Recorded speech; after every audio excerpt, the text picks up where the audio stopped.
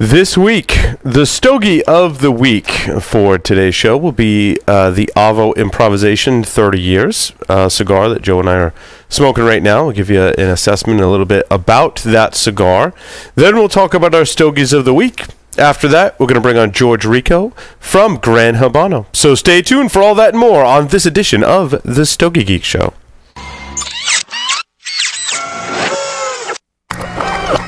This is a Security Weekly production.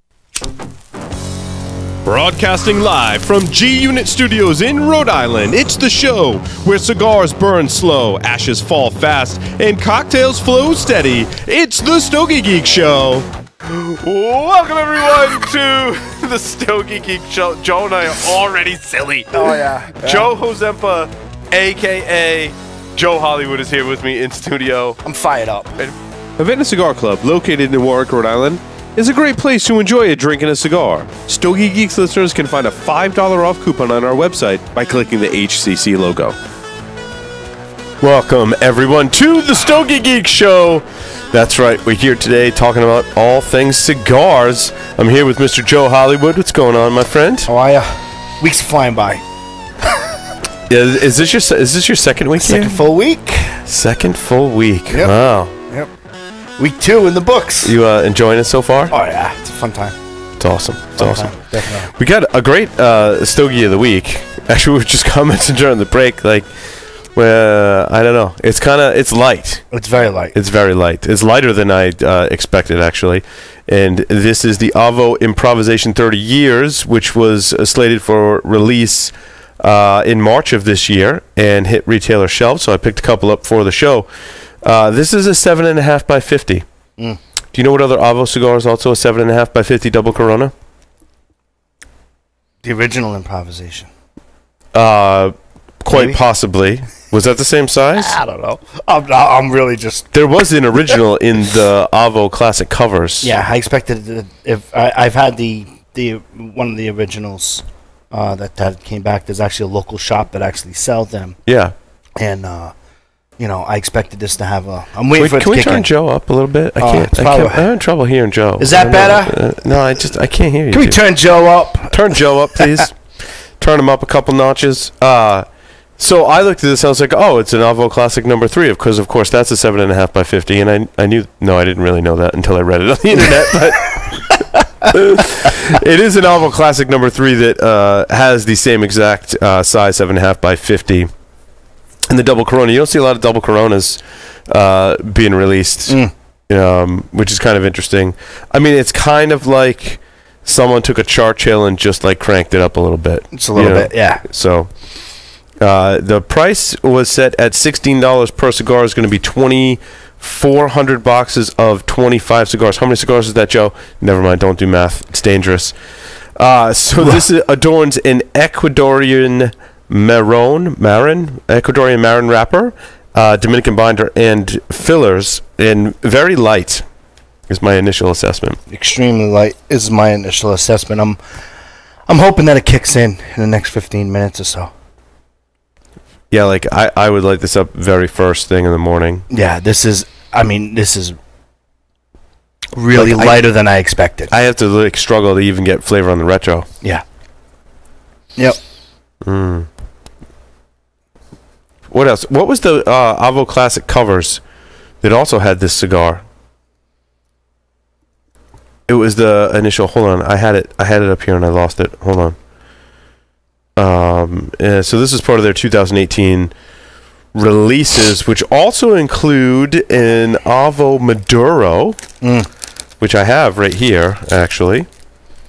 If the internet's or not working, or my mouse isn't working, one of the two. So this is the Avo 30th in the Maduro as well. Maduro Robusto 30 years. I have not smoked this one yet. Still in the cellophane, kind of hard to see. But we do have this one for review as well, which would be interesting. Very nice, very nice. And so... so this was introduced in 2015 with Avo Classic Covers Volume 1, which was a series that takes tobaccos from previous Avo releases and incorporates them into an entirely new blend. And that's really all we know about this cigar. Yeah. There's really not much else about it, although there is something about the box coloring and stuff, which I think is pretty cool. I really like the orange color. Is that orange or orangish reddish hue? Yeah. Yeah. It's almost like, for those of you who are probably 38 plus, 38 plus, it's generally orange. Ah.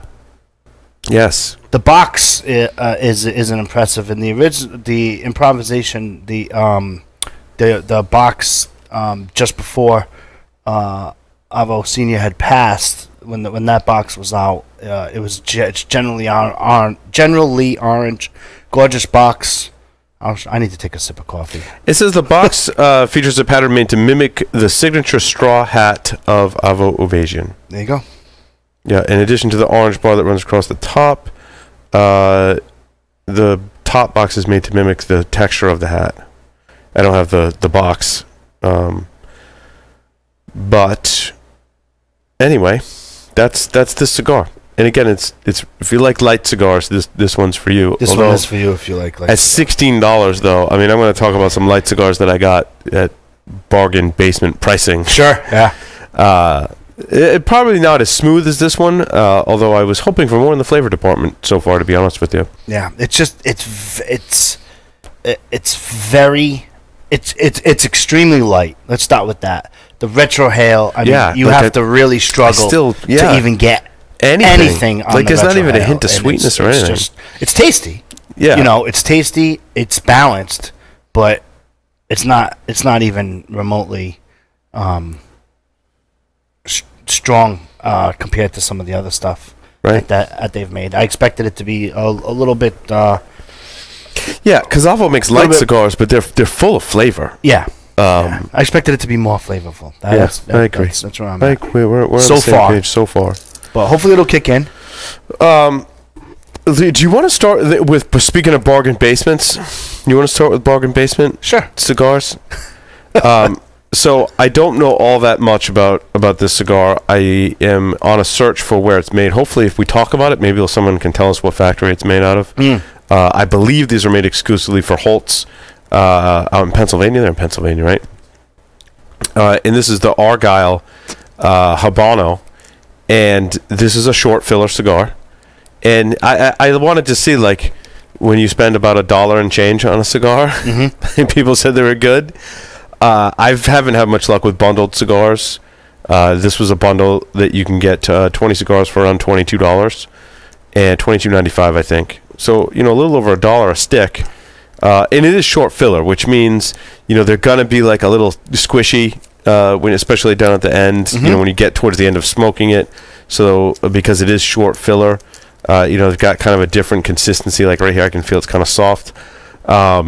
Also, when you clip the end, and you're smoking it, you get, Mark lovingly refers to that as Scooby snacks. Yep. You get the little Scooby snacks, little bits of tobacco in your mouth because it is short filler. However, for $1, I think the panel here at the Stogie Geeks, Johnny Blaze and Smalls in the production area, Joe and myself included, were like, for $1, I'd smoke these. And a lot of sticks at $1, you're like, I can't even touch smoke it. Right. Can't even touch. I mean, there are some cigars at $5 or $10. I mean, price aside, there are some cigars that were like, I can't even smoke that. It's so terrible. This cigar was $1 and change, and totally smokable. Yeah. Now, like, would I have anticipation to sit down and have a nice pairing with this cigar and really pay attention to it? Probably not. Probably not. Right? It's not that kind of cigar. However, if you're in your car or you're in the yard or you're doing stuff outside, golfing maybe, right? Any situation where you're going to drop your cigar, it's going to get broken, or you're not paying full attention to it. For $1, man, like, these are really good smokes. Yeah, for $1, they are good smokes. And also to give them to, like, your friends that maybe are known to, like, smoke half a cigar, or a little bit of it, and put it down. Perfect, dude. This is perfect because they're still going to get some. It's a good flavorful smoke for $1. So you give them to your friends, and if they smoke half of it, or if they don't smoke it at all, it's like whatever. I didn't waste one of my $5, $10, $15, $20 cigars, and I'm not worried about it. So. I thought that was a great deal. Again, these are the Argyle Fumas. This is the Habano wrapper, and I like them. I struggle saying that because it's typically not something we would smoke on the show. Sure. But for a buck and change, especially with summertime coming up, you know, if you drop this one in the pond while you're fishing, you got 3 more in your travel humidor. Light another one up and move on with life. So I thought that was pretty cool. I had very low expectations. Also, well, I guess that kind of plays into it, right? I knew what I paid for them. I knew they were short filler, made to be a budget value cigar. So my expectations were low. Mm-hmm. But the fact that it is smokable from the panel of Stogie Geeks here is saying something. Yeah. To work around the short filler, I usually just bullet cut it. Yeah, that's a good advice. But I always forget because I'm so used to straight cutting. Sure. Yeah. If you straight cut it, I mean, but even when you bullet cut it, that short filler is really... It'll burn hot, so I think bullet punch is a good way to go. Yeah. Yeah, because the draw tends to be kind of loose. But for a buck, it's a great smoke to add to your repertoire. Repertoire. You love that word, repertoire. I do, especially this time of year when you're lighting a fire pit and you smoke cigars and your non-smoking cigar friends love to smoke cigars. You could use the fire pit to light this cigar. You'd be totally fine. Like, I wouldn't do this with a $16 Avo, right? But, you know, $1 cigar. Oh, I forgot my light. I'll just light it in the fire pit. It's fine. It's good. It'd give a little smoky flavor to it. It's all good. It'd be perfect. It would be perfect for sure. You know. So what do you got, Joe? Black Label Trading Company Bishop's Blend. Probably about 20-25 episodes, I said that Black Label Trading Company is definitely a company that I'm really, really paying attention to in 2018. If you've had some of their original stuff, their new stuff, their flavor profiles are really pushing the limits of what their normal flavor profile is. But anyway, the Black Label Trading Company Bishop's Blend. You have a Ecuadorian Maduro wrapper. Your binder is Ecuadorian Habano. Your filler is Connecticut broadleaf with Nicaragua and Pennsylvania broadleaf. Absolutely, positively, in regards to complexity, flavor, and balance. Complexity, I gave it an 8. Flavor and balance, I gave it a 9. Box worthy all day. Box worthy from you, Joe. Box worthy. Holy crap! I'm. And what was the Black Label Trading Company? What was the blend? Bishop's Blend. Bishop's Blend. Yep, Bishop's Blend. Wow. It's so tasty. It borderlines medium. If you're new to smoking, I would say medium full, but it borderlines medium. But if you're looking for a tasty medium, if you're an experienced smoker, or if you're a novice, if you're looking for a tasty full, I'm into the spice and taste profile. So this will certainly accomplish that. I want to go back to the Argyle Fumas for a moment, because I didn't give the size, and that's a Toro size. That was the other thing that impressed me, was you're not getting like a Petit Corona or a Cigarillo or even a Reboot. Like, you're getting a Toro for that money, which I think when it's short filler, you kind of need a larger cigar so that it doesn't burn too hot. You need something with I think a pretty sizable ring gauge, like to have in a Toro size. So this is a classic cigar that I got a pretty good deal on, actually. So we're gonna talk about my latest deal shopping. I got this box of Arturo Fuente Double Chateau Fuentes for like $115 for the box, which is around $5 a cigar, I want to say. If I can't do the math, but anyway, these are just like a classic Connecticut with that hint of sweetness, a little bit of like grassy kind of hay flavor going on with it, you know. And I like it. The problem I have with them is like the very last third, or even like even when you get into the last third, the latter half of the last third, they get a little harsh for me. Yeah. Did you find that too? Did you smoke this one? Yep. Did you find the same thing? Yeah. A little harsh at the end, right? Yeah. Especially, you know, I kind of chew. Like, look at my cigar already. Like, I chew. the cigars. Oh, yeah. As we go, and I found it just, when the V cut opens up, it just got really, really harsh. And then I don't want to say quite stale, but it kind of like just faded out and just became very out. bitey. Like it was like it's that tobacco harsh, bite. a little harsh, at the end. Yep. So I mean for a little under $5 or around $5, they're here on this site for $6.50, which might be a different size. It might be a Robusto size there.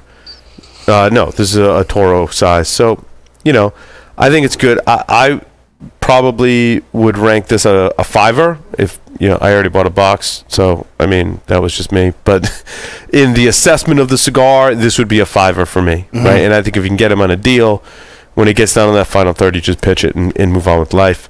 I think the value for that smoking experience is right on, and when you get to the final third, you just kind of pitch it, which is kind of unfortunate, but that's what I thought of the Arturo Fuente Double Chateau.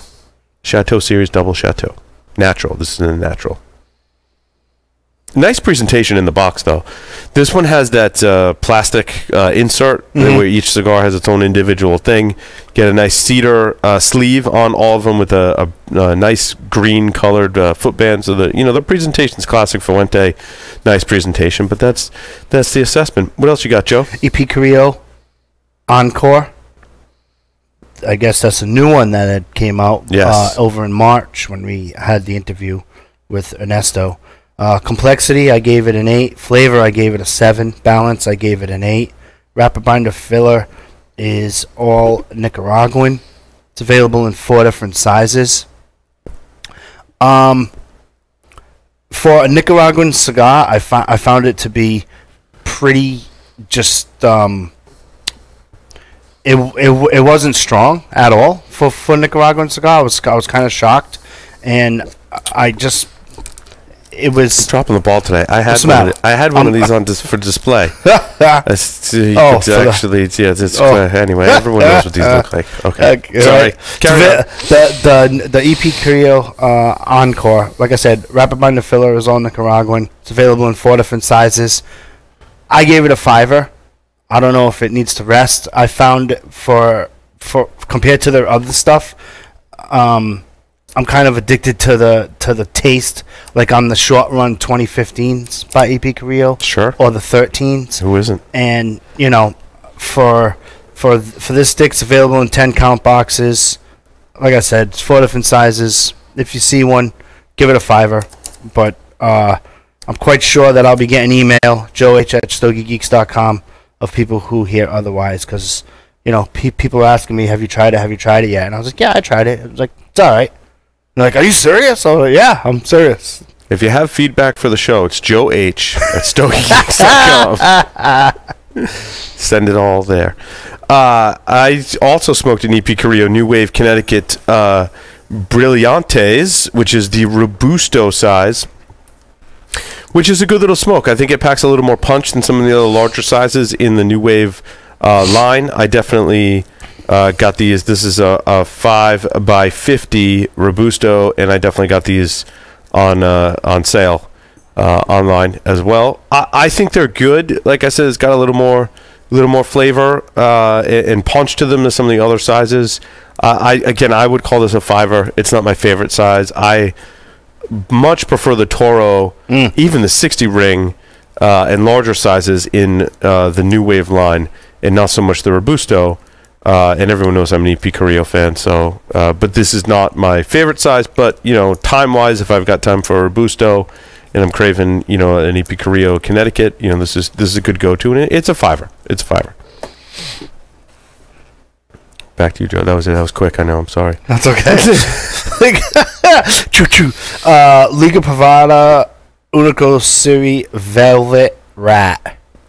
Oh yeah, that was oh my those are good. God. Joe, we need more scent for sure. Joe from Drew Estate.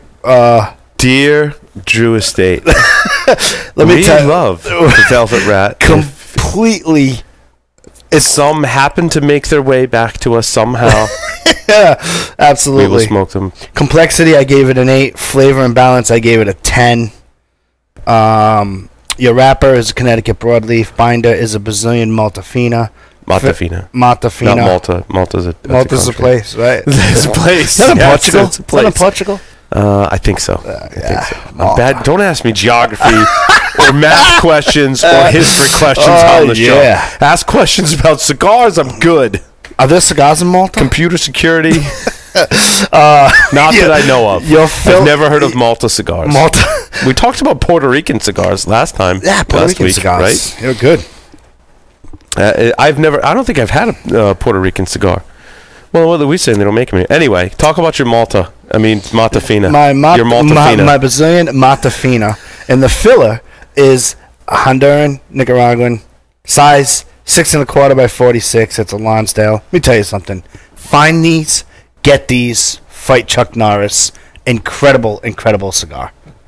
Did you get a little bit of dark cherry sweetness? I got nice sweetness, tobacco sweetness, dark cherry sweetness towards the end because I probably chew my cigars. I smoke. Don't chew yourself. Why do you chew? I don't know. It's just the way you go. I'll try to work on that. I'll work on that. But let me tell you something. We need more of these. You need more of this. I need velvet rat in your life. I need more. I need more of this velvet rat in my life for sure. Okay. There you go. We'll get you a box. To fight Chuck Norris all day. Nice. That's a high. Your ratings are off the charts this week. That's what I liked. I was going. That's good. I did we both did this one. Gran Habano, Connecticut, #1, Rothschild. Wait a minute. Yeah. Oh yeah. Yeah. What did you think of that? Yeah. That's good. Good little Connecticut, right? That is a great morning stick, for sure. And for Connecticut, it's got a little kick to it. The taste factor is really great. Goes great with coffee, great in the morning. Every once in a while, you would smoke it, and then every once in a while, it would just kind of kick up a notch. What what do you think the price point is on those cigars? That was a Robusto. It was a Rothschild. Hold on, I'll tell you the exact size of it. It was probably, keep talking. I don't know, $6-7. $6 or $7, huh? Yeah, because that was it was a small size. Yeah. Right. Mm-hmm. That's what I would think, and I think that's what they retail for, around $6 or so, right? Bucks. Yeah, so around $5-6 is what they retail for. And this is a 4.5 by 50. Mm-hmm. It's an Ecuadorian wrapper, Connecticut shade Ecuadorian wrapper. It's really good. I paid $2 a piece for them. Believe that?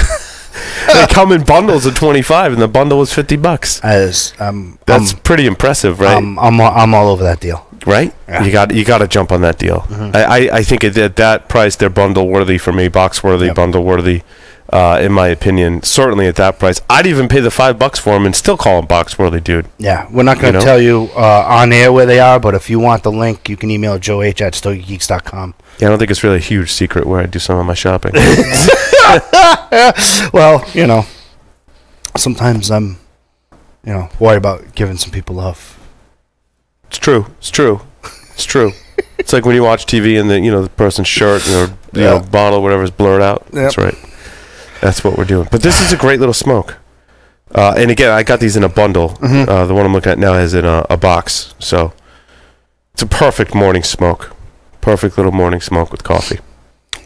How's your Avo? It's picking up a little bit in the flavor department. Not a whole lot, but a little bit. Yeah. Still really like Camacho Coilar Super Toro. It's that new one. Oh, I'm sorry. It's the re-released new one from Camacho. It's the old new one.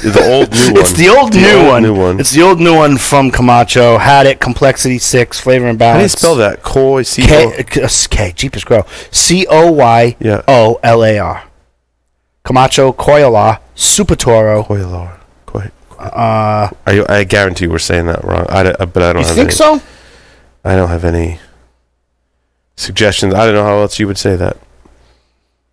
We need a language consultant for this show. If you Someone know how to pronounce us. rappers, email Paul at Security Week. The different types of tobacco in the cigar names. Yeah. Because you can read about them on the internet, but it doesn't tell you how to pronounce them. We need a tobacconist. We need we need someone who tobacconist knows what the hell they're talking about. A description. Someone to correct my language, because, you know. Which size did you have? Super Toro. Super Toro. Super Toro. It's available to the rescue. It's available. It's a 6.5 by 52 Super Toro. Yep. Super Toro. Super. It's a Super Toro. This was obviously a re-release. Yep, you said that. There. Complexity 6, flavor and balance 7. I'd give it a try one. Like, sure, you know, if you're, that's it, just to try one. Yeah, you weren't impressed. No, I was impressed, and you know, it's the shop owner. I love it. He's like, oh, we got this. It's new. I was like, okay. I light it. I'm halfway through. He sees my face, and he goes, and I'm not going to charge you for it. I said, why? What's the matter? He goes, I can just tell you. You're just not digging it. I go, okay, yeah, I'm not. But, you know, I tried to, you know, smoke it, and I just wasn't feeling it. Have you smoked the Warp Cigars La Colmena? No, I've shied away from those for no other. Why? No, I don't know. These are really good. Because I get emails every day from them in our inbox. From Warped? Well, yeah, from the vendors on the show at Stogie Geeks there, and this is a great cigar. This is box worthy in my opinion. It's got a closed foot, pigtail. I've smoked and reviewed. I've reviewed these for the show before.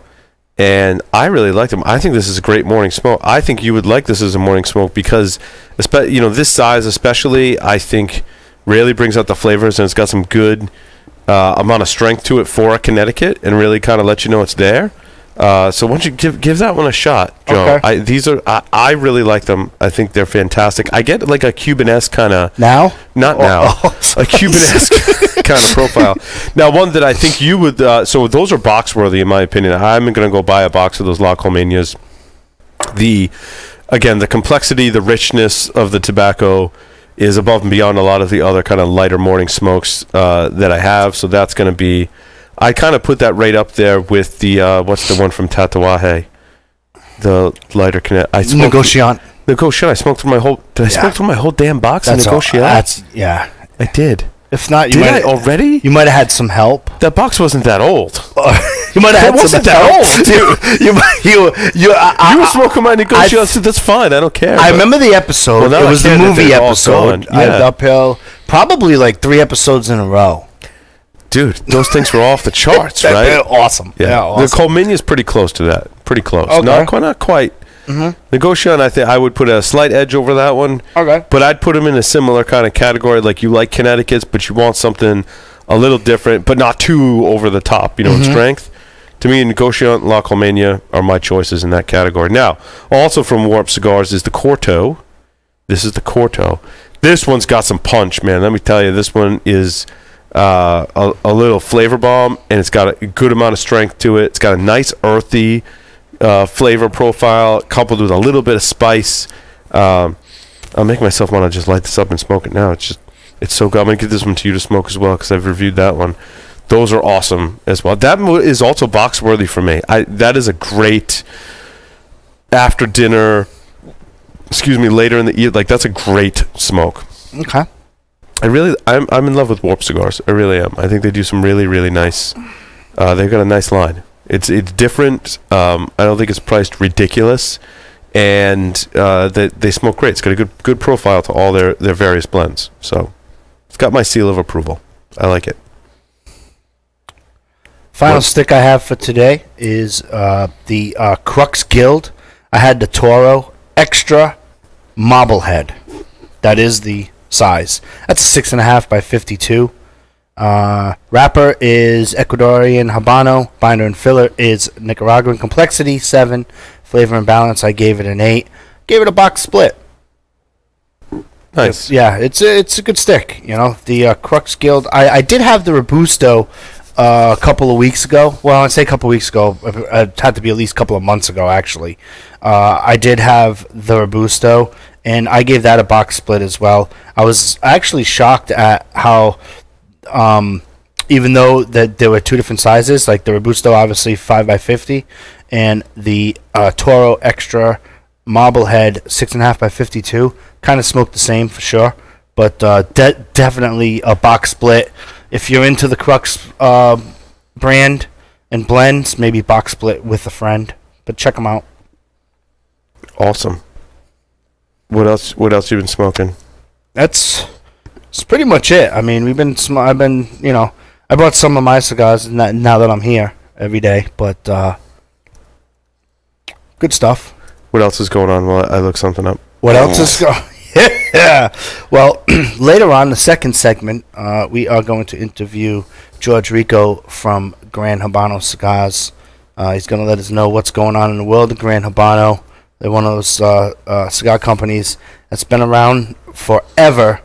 And one of the things that we're going to talk about is some of the new blends that have come out already, and what they got going on for the rest of this year. Dude, I spoke to a Paul Gamarian, trying to look up which one it is, because I don't remember off the top of my head. We can get some more of those too. It's got to be the 25th. It's got to be the 25th. No, the 25th is probably also Oasis. Which one is it? It's in the bottom corner now. I can't remember which one it was. And I didn't have it like in my notes and stuff because I just smoked it last night when I was doing the show. So it's got to be the 20th anniversary because it is an anniversary one, right? That the Symphony? It's got to be the 20th. Yeah, it's the 20th anniversary short Robusto. Okay. Dude, this cigar, and this is sat for a while in my humidor. Holy crap. Is it good? It's just amazing. Yeah. Oasis for sure. Yeah, 3 cigars sure. we need to get the Velvet Rats, Paul Gamarians, yep, and some of the Maya Salvas. Yes. Oh, I did smoke that Maya Salva Robusto. Yes. That you gave me. That was really good too. Yes, the Kumpai. Yeah, no, it wasn't the Kumpai. It wasn't. You gave me a Toro-sized cigar too. Okay. That I reviewed it last week or the week before. Okay. That one was my favorite. Oh yeah. All of them. The Robusto was good. It was okay. I like their Toro size cigars the best. Mm-hmm. There's a couple of Toro sizes in their line that in a different blends that tend to be the belle of the ball in my opinion. Is that Toro size. So that was definitely one of my favorite cigars was the Toro size, and the Paul Gamarian. That was really good. And I smoked a Davidoff Year of the Dog. Yes. Is that the new one is that this year's? Yeah. Sure. Yeah. Let's go with that. So, I did smoke the Year of the Dog. That was awesome. That was Fight Chuck Norris. I thought that was really good. And my expectations were kind of low because some of those, the Davidoff lines that they come out with the year of the whatever are kind of hit or miss for me. Mm-hmm. Like some are good, some aren't. And they're all like $30 plus. This one was awesome. Yeah, it was Fight Chuck Norris, man. Like that was really good. I smoked that on Wednesday, and it was just amazing. It was hard for me to concentrate on doing a show. I was doing a different show on Wednesday, and I was like, I can't even concentrate right now. This stick is so good. That stick was so good that I was doing some work, and you know how we had you on the monitor, and I turned to Samantha. I go, "He's doing the Year of the Dog," yeah, and she goes, "The label?" I go, "Oh yeah, it's the Year of the Dog." That stick is so good. Answer to your question is that was for this year. Yes. The Davidoff Year of the Dog. Did you give wrapper binder filler? I have not. What is the wrapper binder filler on that? Ecuadorian Habano Claro is the wrapper. Your binder is Dominican San Vicente Seco. And your filler is Dominican Republic with Nicaraguan Seco and Visa. It was awesome. 7x50 of total. What's the MSRP? $38? $39. $39. Comes in boxes of 10. Go for it. Knock yourself out. It's got to be what? It's got to be Fight Chuck Norris or Oasis. It is Fight Chuck Norris. Yeah, it has to be. And I find it interesting that I smoked a cigar that was $1 and change and one that was $39. Yeah, I tell you what though, in terms of value, that dollar cigar is pretty good. But and it's not all about what you spend, right? But that cigar was the Year of the Dog was just amazing, amazing. amazing. So one thing I'm noticing about this cigar, the one the stick of the week that we're doing, it's picking up a little bit. It's picking up a little bit. It feels delicate. Does it feel like just light and just delicate? No. All right, just that's cool. Oh, Joe's bullshit fact is coming out. Time to go to the next segment. And then in regards to the flavor, I mean, it's kicking in a little bit. I would expect more. That's my assessment of it. If you're out there, I mean, I agree. I would expect more. If I had to rate it, you need to put a little more oomph in it, dude. Yeah, it's tough to rate because like the price point, at that price point, if you're even comfortable with that price point, there's so many more sticks that we could recommend. I mean, it's so smooth now. I mean, I'm having a tough time putting my finger on the flavor, but it definitely is, and it's so smooth. I mean, just the retrohale is just elegant, but again, lacking that.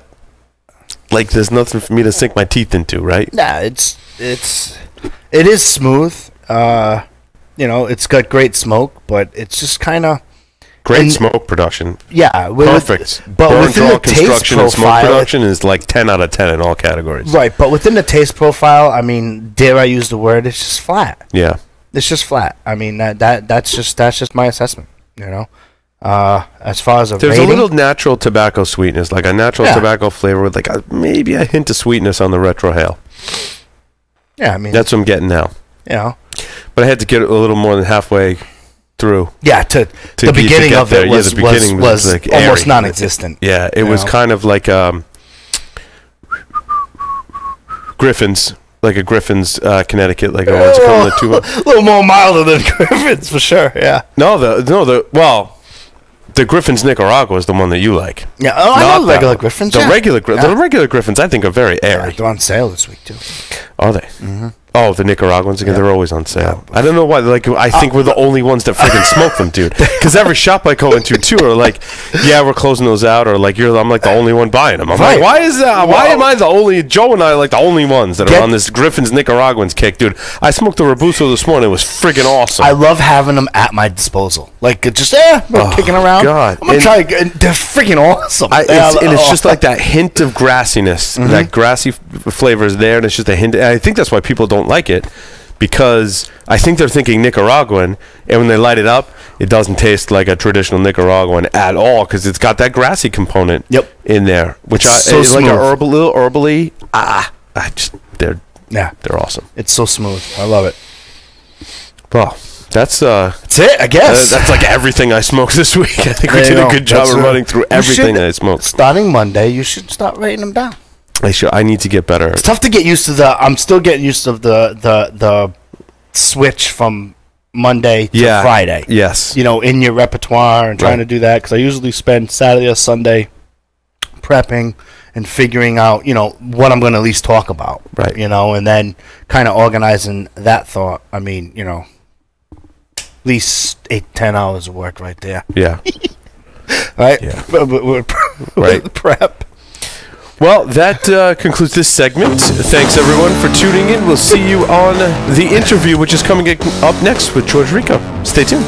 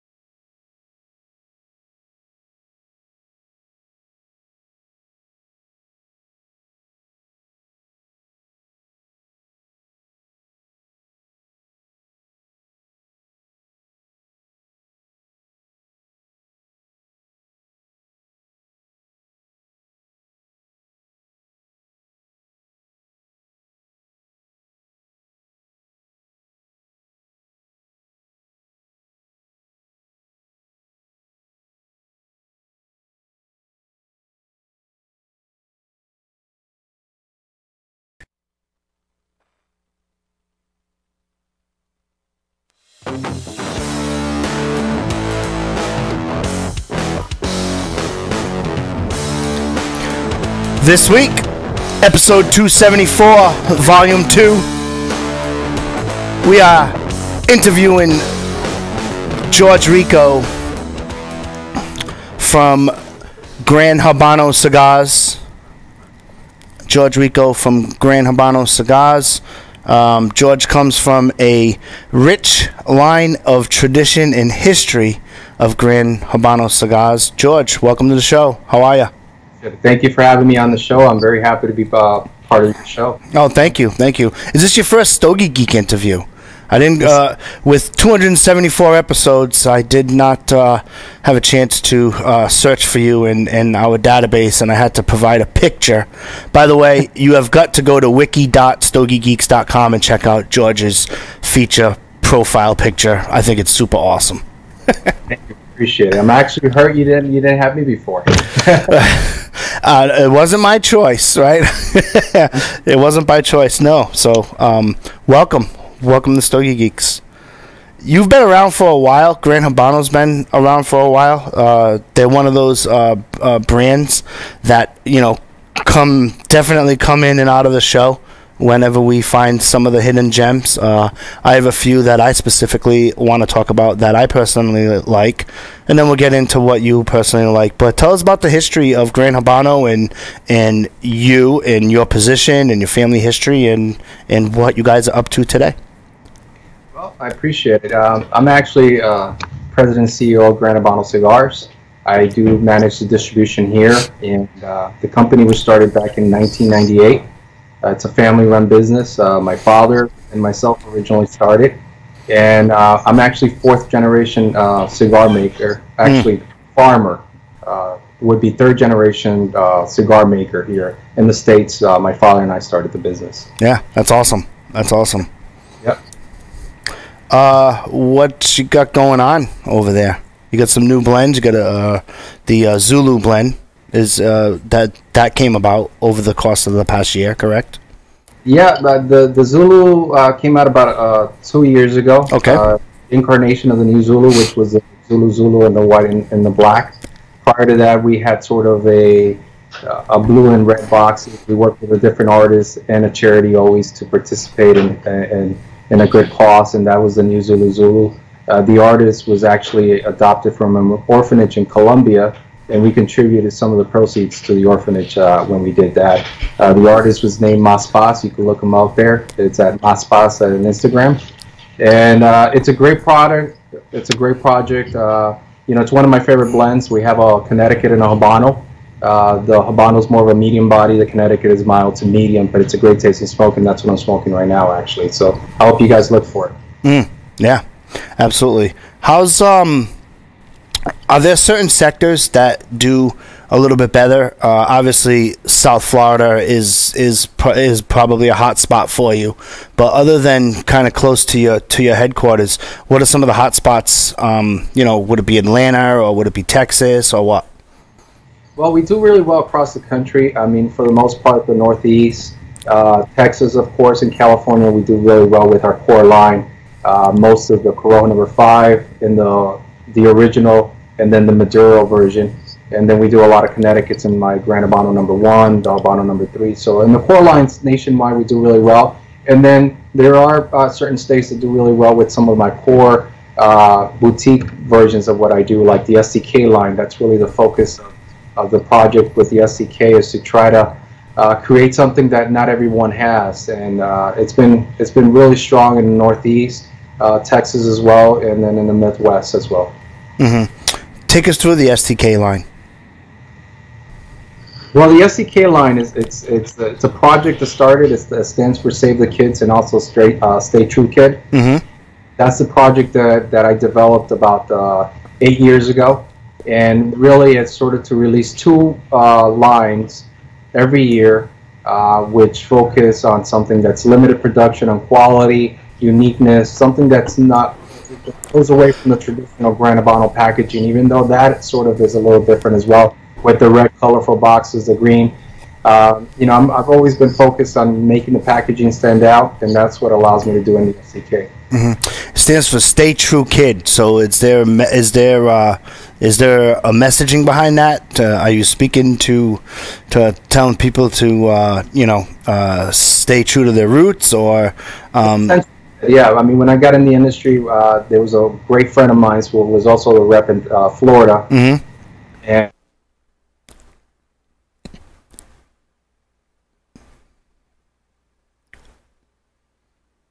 we might have a Wi-Fi snafu, or maybe there's a thunderstorm out there. Did we end up losing him, Johnny? Oh, we might have lost George via Skype. It does certainly happen. If he calls back in, you can certainly let us know when he does that. We're having technical difficulties. If I'm still talking, it's on that. So we're calling them right quick here, figuring that out. Wi-Fi sometimes does not cooperate. Call failed. So that's where we're at. But yeah, so the Stay True Kid, a certain percentage goes to a charitable foundation, and it serves as a positive message. If we end up getting George back, we will certainly continue that discussion for sure. I know that. Yep, that's fine. I can still talk. I'm not panicking. I'm good. You want me to start to see? This is why I want to incorporate live reads on the show. Right? This part of the broadcast is brought to you by, right? So yeah. So one of the things that if we can get George back technically. I'm looking at the date here. On March 19th, if you go to StogieGeeks.com, and obviously you can type in Joe Hozempa, Hozempa, you can see all the sticks that I have reviewed.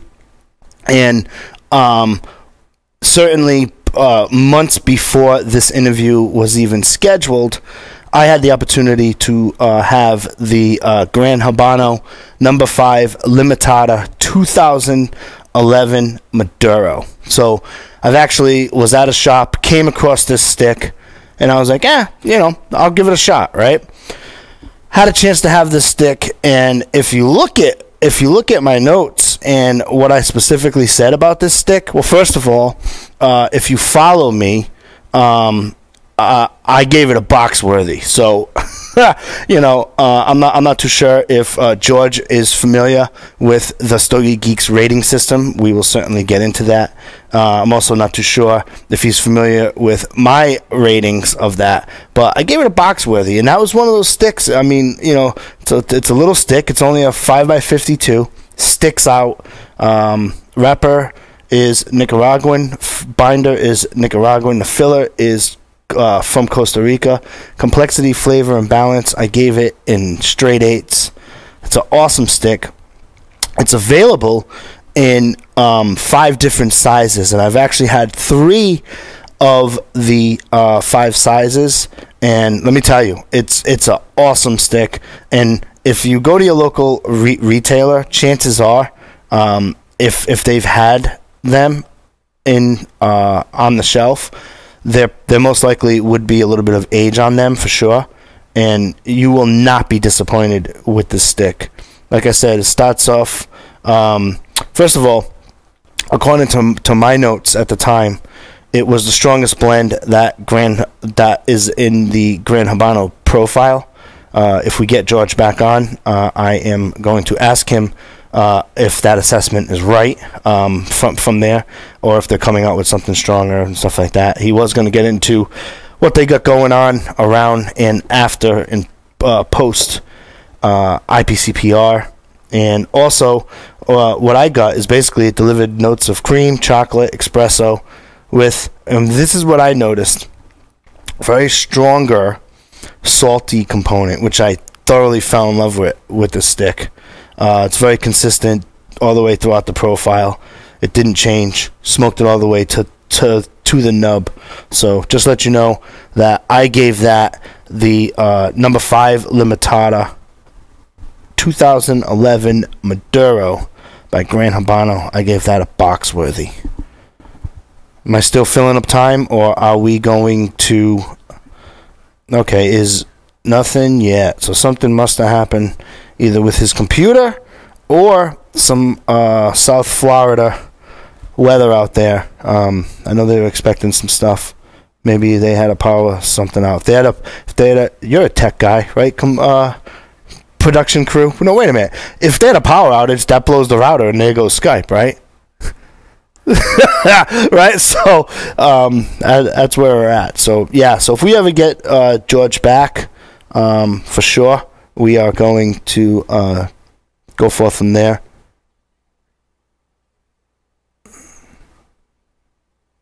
Yeah, here's what we're going to do. That makes sense. They don't need to hear me ramble on. We're going to take a quick break, see if we can get George. If I come back with George, great. If not, we're going to have to certainly reschedule the interview. But I will certainly, if we don't get him back, at least say goodbye. Stay tuned.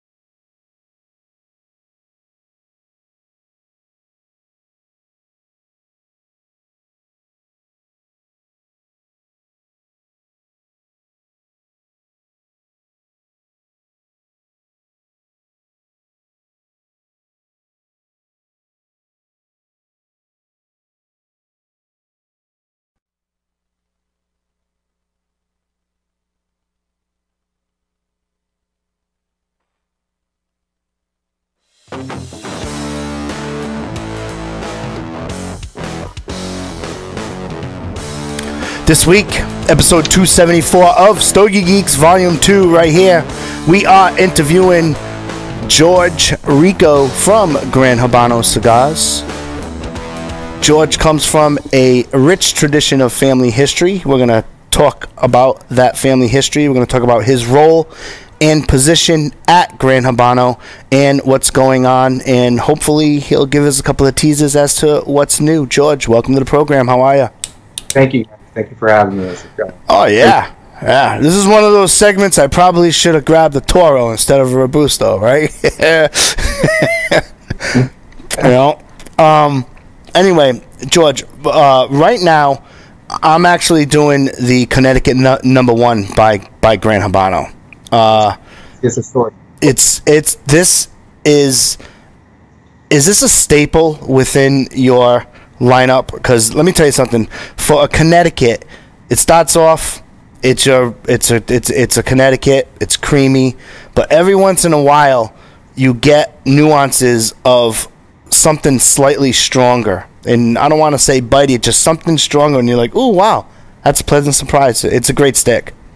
Yeah, it's a wonderful stick. I mean, it's one of the staples in our portfolio, and when doing the blends, I really try to focus on exactly what you're describing. I try to make sure that we do a cigar that starts in a particular way, changes throughout the course of the smoking, and then we'll change back to something else. And those hidden nuances that you're talking about, that's really the focus when I'm blending a cigar. So I'm glad. Yeah, absolutely. So, take us through your role and positioning at Gran Habano. You come from a third generation family history. Yeah. I'm actually would be fourth generation farmer, tobacco farmer, and I'm third generation cigar manufacturer here in the States. Would be considered my father. Myself started the business back in '97. And it's been a great 20 years plus. We've been focusing on making quality cigars, very unique, and through the process of the last 20 years, the industry has changed a lot, and we try to evolve with it. It's been a lot of fun. I'm the president of Gran Habano Cigars. I focus here on the distribution, and my father focuses on the manufacturing down in Honduras. So before we get into some of the blends, you had mentioned it. The industry has changed. Well, what are kind of some of your takeaways? And the reason why I ask you this specifically is here on the show, I tend to kind of divide the sticks, right? You get these sticks, you get what I call classic facings, the ones that have been around for a while. And then you have the boutique. I like to use, this is exclusive to me, it's not so much the other host on the show, but I like to use the boutique revolution. It almost seems like every week there's someone new, especially maybe the past 3 years, not so much with all this FDA stuff, but over the past 3 years, there's always something new. There's always a new cigar company. I go to my local tobacconist. They're always handing me something new, and stuff like that. So what are kind of your takeaways with that? Well, I mean, it's a great thing. Competition is always good. I mean, at the end of the day, it brings more people into the industry, into the market. I've seen it evolve from, really when I started when I was 18 to what we call the cigar boom, all the way through CAO being predominantly the biggest brand. Almost started, and also some of the Padrones and the introduction of Opus X as an example. Those are what you consider probably core lines. We've introduced our line around that same time in the late 90s. And then you had the revolution, like you called it, of the boutique and how that's evolved, and how a lot of the core lines or brands that you see out there now contributed to that. An example, Tatuaje at some time was what you consider boutique, and it was very interesting and unique in the packaging and the name. And I think that sort of gave a lot of people ideas of how to change the industry and all these new brands that have come out since. It's great for the industry. But I think it takes away from a lot of different aspects of the industry. I think you should divide usually brands between, the big corporations, the unique brands that have been around for 100 years plus maybe, with some of these names that come from Cuba, and then the evolution of brands like myself, where small manufacturers, mid-sized manufacturers that make manufacture, grow, I should say, manufacture and distribute their own brands like myself. And then you got the guys that sort of have guys like myself or other manufacturers make their brands that are unique or different. And that's sort of how the evolution of the industry in the last 20 years. There's been a lot in between then, but I try to cover as much as possible in there.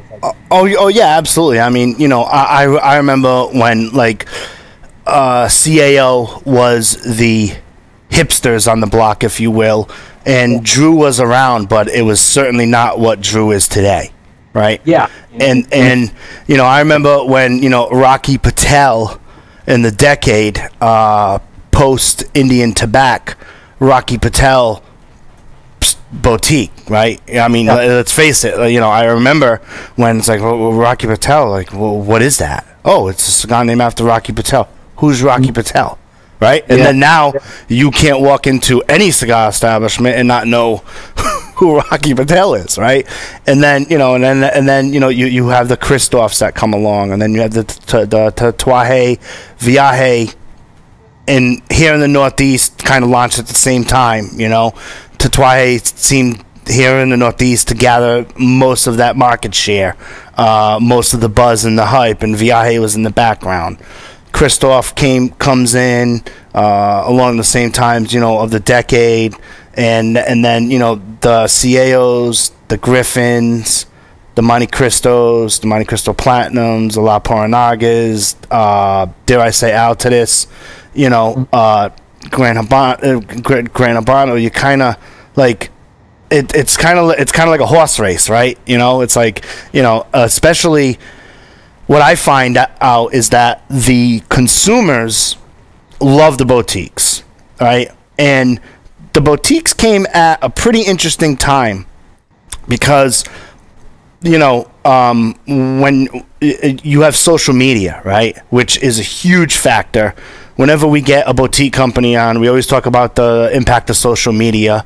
And then we had probably 20, 30 episodes ago, we had Drew Estate, who's a sponsor of the show, and we had Joe Grow, the digital specialist for Drew Estate on the show. And you're like, well, wait a minute, a digital specialist? Like, yeah, they have a specific, because they're the hipsters that are in town, you know what I mean, as opposed to a place to see it. So there is a position for everybody. But what I find fascinating is that the older brands, right, that have been around for a while, like yourselves, have to create newer blends to almost, I don't want to say mimic, but kind of replicate or play in that boutique space, right? Because let's face it, I mean, Romeo and Julieta comes out with a Nicaraguan, and you're like, what?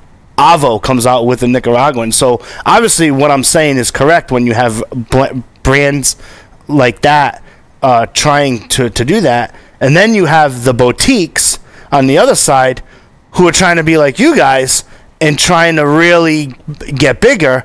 And with that comes a cost, because how many times had the first round of cigars come, 100,000 cigars or 250,000, whatever the batch is, and then they go to round 2 or 3, and it's not the same as far as quality.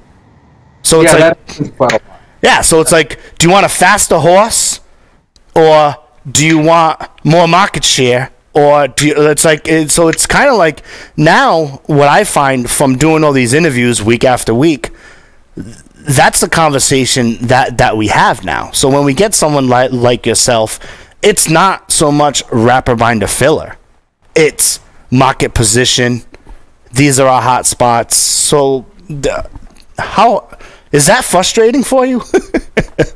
Well, I think when I said competition is great, I think this is a direct representation of that. I think you're right about the fact that a lot of smaller guys want to be or reach a level the same as we are in market share. But at the end of the day, when I came out, I was boutique. I have a huge representation. I've been around as long, but to a degree, I think there's still a lot of people that don't know, and there's a lot of people that come into the market in the last 10 years.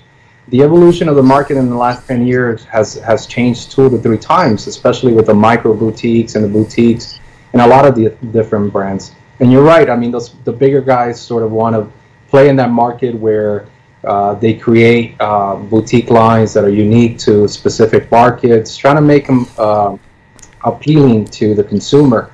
But at the end of the day, my opinion on it is the fact that if you have a good quality cigar, that you have something that's unique, that is always consistent, you will evolve and grow into the market and become someone like myself and try to compete for that other additional market share. Mm-hmm. So overall, I've seen it change, like you said, from JD introducing, acid and then evolving to Liga, and how people wanted to copy that and bring their own sort of representation of what their minds what a cigar should taste like, and they look at a lot of different things. So it's good. It's great to have people out there. Unfortunately, with the FDAs, there's going to be restrictions on some of the great blending aspects of the industry, what allows us to grow and continue to have sort of an interest in the cigar industry. Mm-hmm.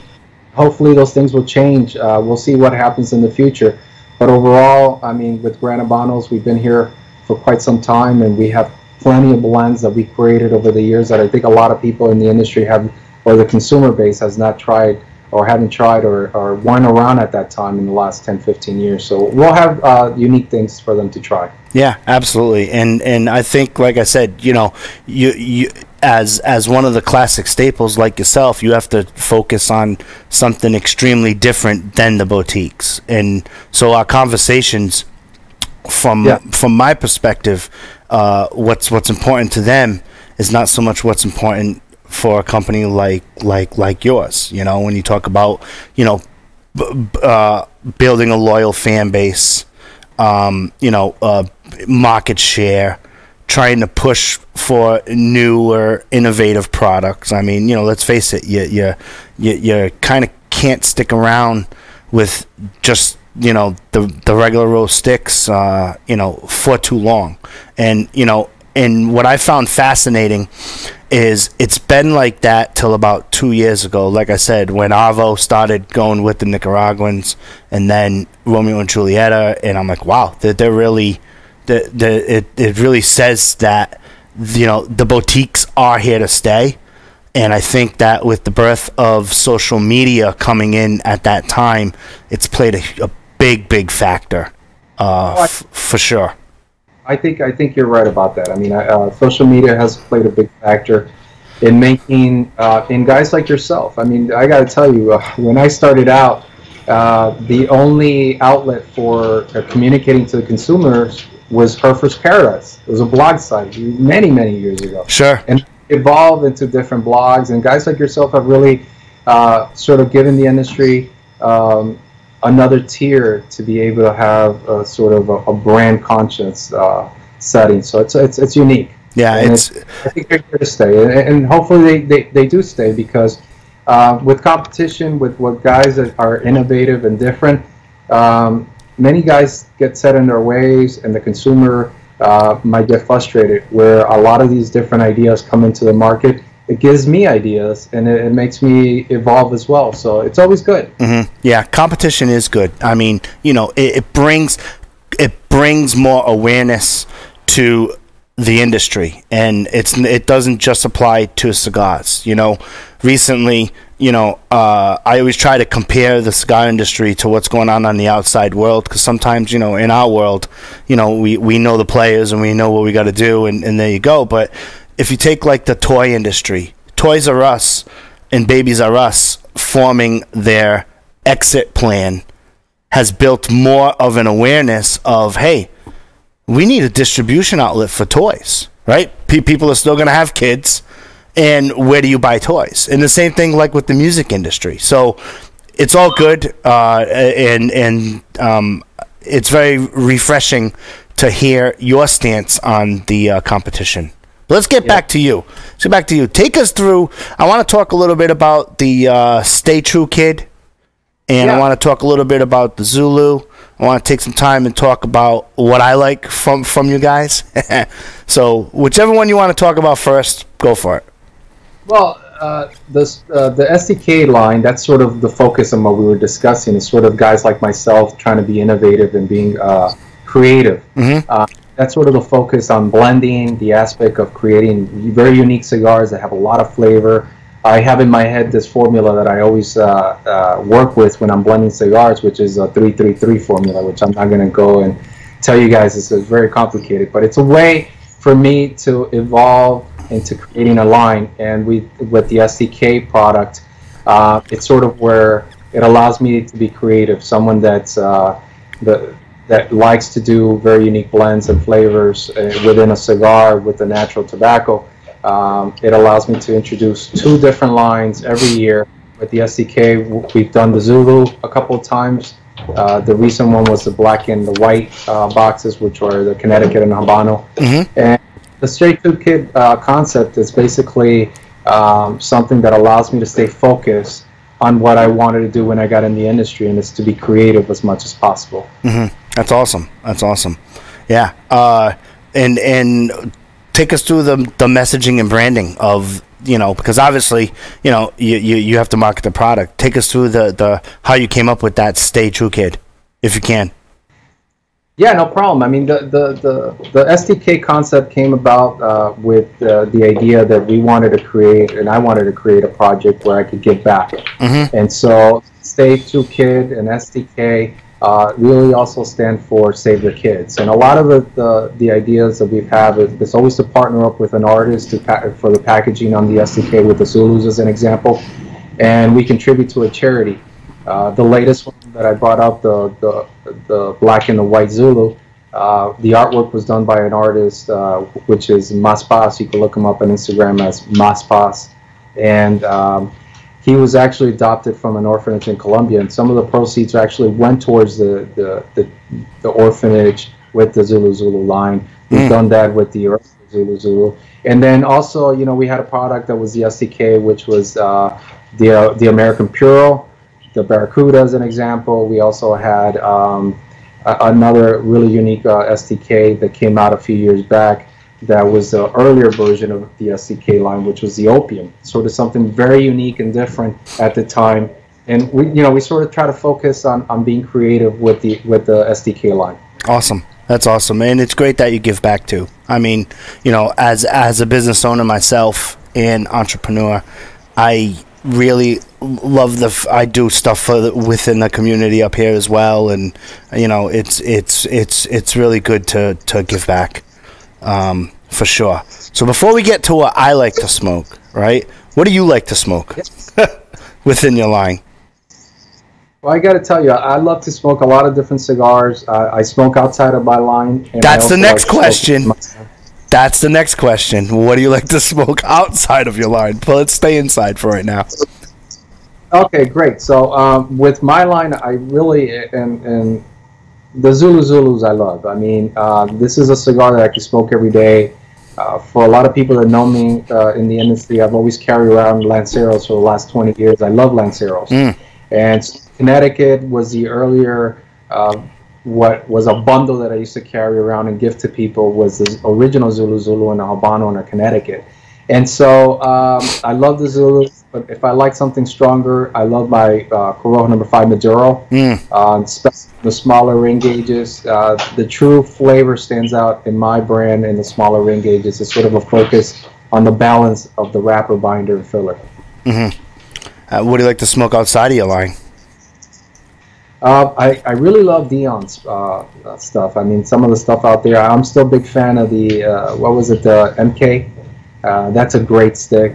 Some of the Ilusion, the Tatuaje stuff I love. And it's not because I know some of these guys. I just really appreciate what they've done in the blending. So they're very unique. I've actually smoked some of the Perdomo cigars, the Habanos. I think some of the sizes that I've smoked have been very good. So I like to try a lot of different things. The Padron Exclusivo Maduro is one of my favorite cigars out there. That's always been for the last, I don't know, I can't remember, 15 years I've been smoking that cigar. So it's a good cigar. Yeah. Have you tried the Tatuaje Negociants, the Connecticut? No, I haven't. That hit here in the Northeast, and I'm not my go-to is not Connecticut, right? I do like a good Connecticut in the morning, but let me tell you, they made a Connecticut, and we have a Stogie Geek rating system here. I don't know if you're familiar with it there, but we have, and I gave them high ratings for sure.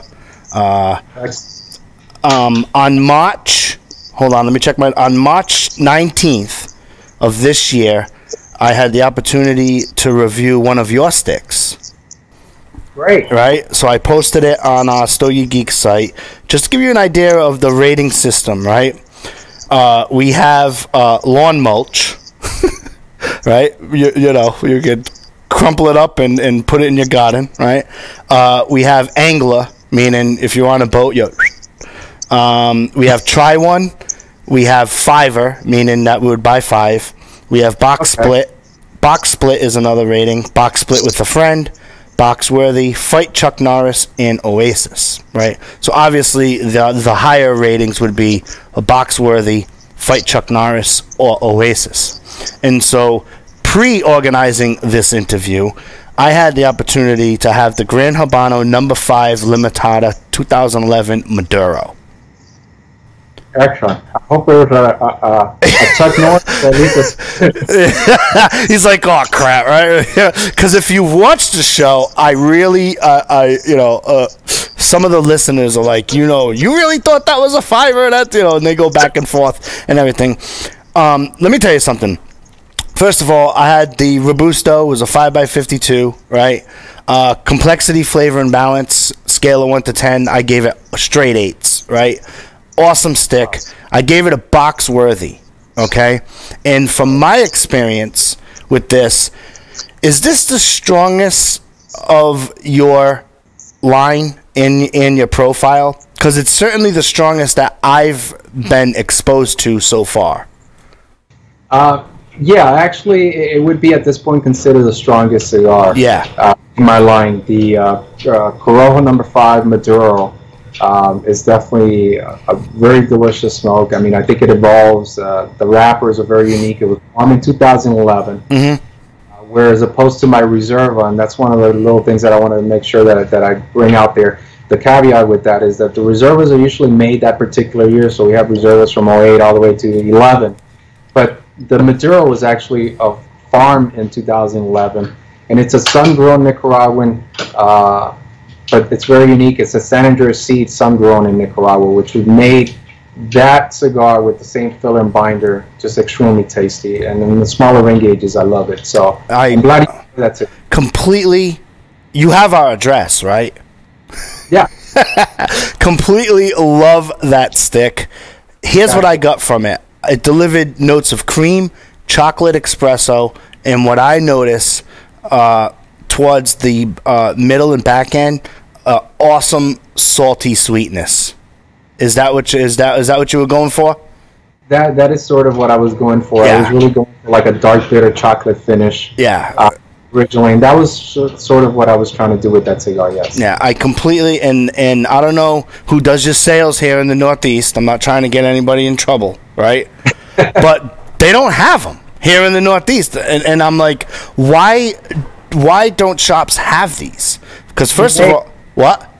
I'm amazed. I mean, it's well, because different territories are very different, and that cigar, for the most part, you're right. I mean, I do really well in California, the Southeast, and also in Texas, as an example. That's considered almost a territory itself. So for the Northeast, I do a lot of Connecticut and smaller ring gauges, but I'm amazed that it's never really picked up as much as it should, because the Maduro is a tasty smoke. It's really one of my favorite ones. It is, and if you look at it, I mean, if you're a beginner smoker, you might shy away from it because it's darker, but it's not harsh at all. It's just an awesome smoke. That 5x52 size is amazing. I threw a bullet cut on that thing, and I can have those like all day, every day, for sure. Well, if you enjoy that one, I suggest you try out the Lunch Break or the Lancero, or even the Petite Corona on that. Okay. Because the wrapper really stands out a lot more when the smaller ring gauges, and that really does give it a lot more flavor. Mm-hmm. I'm definitely gonna have to order some. Like they're like I said, I always try to go to the local tobacconist first. Always try to. And I tell them, I'm like, have you even like looked into these? Like you should get these. For sure. They're a great stick. good ambassador for Gran. There you go. Right? Yeah. So, you know, I love Lanceros. Here on the Stogie Geeks show, we often talk about how some of the consumers in some of the local retail shops, they don't really do that well with the Lancero size, and I really don't know why, because we always try to encourage the Stogie Geek listeners, saying, hey, if you ever want an experience, just sit down in a shop and relax. And I'm not saying take your Lancero fishing or golfing or walking your dog or anything like that, right? But like, Lanceros are so tasty. Yeah, I mean, you know, the thing with Lanceros and a lot of the smaller ring gauges, it's not to say anything bad about the consumer. I mean, it really takes someone that's has a little bit more sophisticated palate and at the same time patience, because some of the Lanceros out there don't really have the right construction sometimes, and it's a very skilled individual to make a cigar that draws and doesn't burn hot, and the blends really affect it. So I could understand why there's not a lot of smokers out there. They focus more on value and size, and that's one of the things that's different with the smaller ring gauges. That's someone that really understands what their palate is telling them, how it's evolving as you're smoking a cigar, and for the most part, probably that's the reason why they don't do well.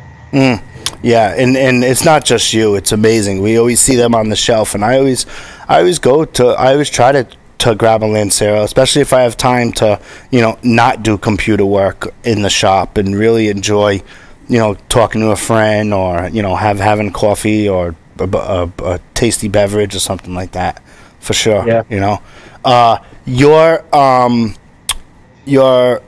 Maduro, your number 5 Limitada, goes excellent with Bloody Marys. Just so you know, if you've ever.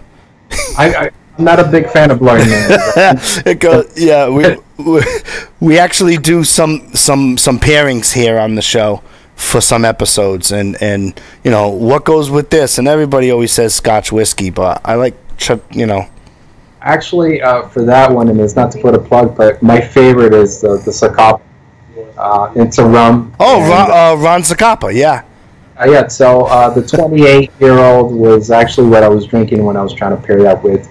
The 23 is phenomenal, but I mean, it has a little bit of sweetness that works well with the spiciness of the filler that you find in that cigar. So Awesome. What do you got coming up on or around or post IPCPR?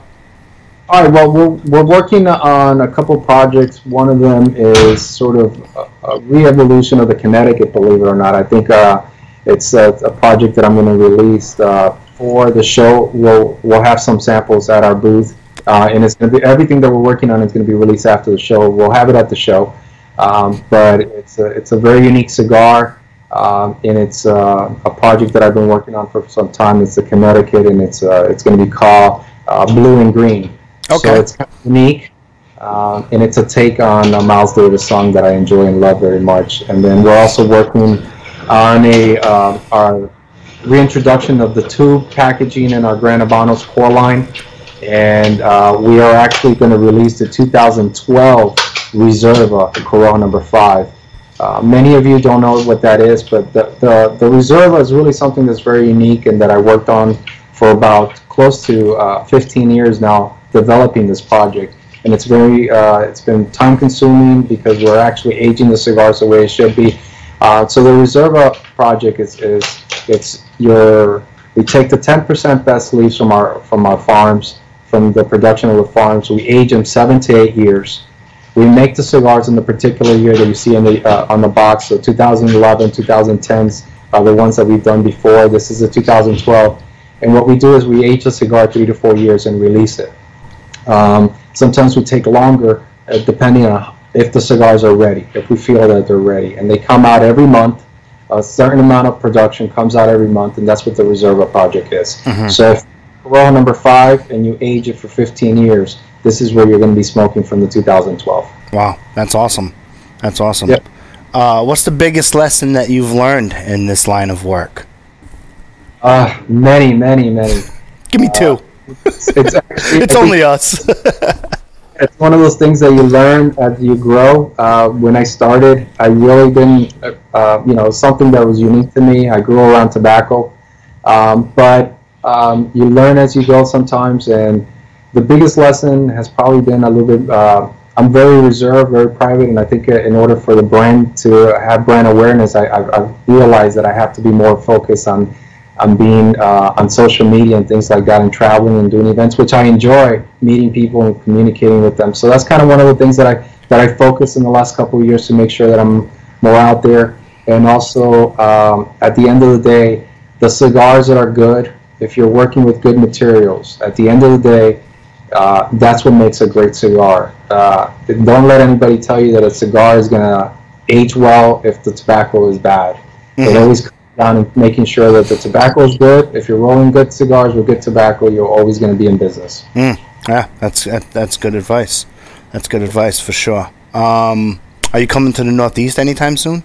It's cold up here. Is this cold up there? I mean, it was funny. I was supposed to be up there about 3 weeks ago, and I had to cancel. But I'm focusing on going out there in the next month or two, and do some events and work with my guy out there. Awesome. Good friend of mine. So we're going to be working in the territory and hopefully spreading the word. Yeah. Do you know what town you're going into, or no? You don't know that yet. Like, I usually go into Mass. Okay. Into Boston, and then from there I go all over the North New England territory, which we'll consider. So I'll be in Boston, and I'll go all the way up to New Hampshire and all the other parts of New England. Yeah, we are no traffic. We are in about 55 minutes away from Boston, and we're about an hour no traffic, an hour and 20 minutes away from New Hampshire. So when you swing by, shoot me a text and let me know. I'll try to catch up with you for sure. Stop by. I'm definitely going to go to Two Guys as an example and see some of the retailers up there. So yeah, awesome. Got one more question for you. If you were a superhero, if you were to wake up tomorrow and be a superhero, who would you be, and why, and how would you use your powers? Oh, geez, that's a good one. I mean, I've really never thought about it. Someone asked me that question one time, and I really didn't. I guess the child in me would say, X-ray vision, just for that. But if I would be a superhero, I would probably be someone like Wolverine or something like that. Okay. I grew up reading the comic books. I loved him. Punisher that's really my favorite guy. Yeah. And really, the fact that you could age and still be the same is probably one of the things that I would love. I like it. That's awesome. That's so cool. Yeah. So how would you use a superpower if you were Wolverine? I mean, you can open up cans, right, with the claws. But other than that, what do you think? I guess I'll just be a vigilante. Hey, there you go. Right? Yeah. It's good work if you can find it, George. Right? I think there's plenty of work out there to be done. So. Sure. Well, definitely keep in touch with the show. If you ever find yourself in Warwick or Providence, Rhode Island, you better tell your sales rep to get going so you can come down here in studio. We'd love to continue the conversation for sure. I'm glad. Thank you for having me, and keep up the good work. I think that you guys are spreading the word really well. Awesome. Thank you for the opportunity. Take care, guys. Yep. Look for me at Instagram or Facebook at Gar Cigars. Yes. Or Habano at Gran and Habano Cigars. Yeah, absolutely. You can also connect to them, GHCigars.com. You can go down there and you can click on all of the social media links with Gran Habano. You can follow them on Twitter, Facebook, and Instagram. If you have any messages or comments for the show, email me at joeh@StogieGeeks.com. George, I want to thank you for your time. Stogie Geeks listeners, we'll see you next week.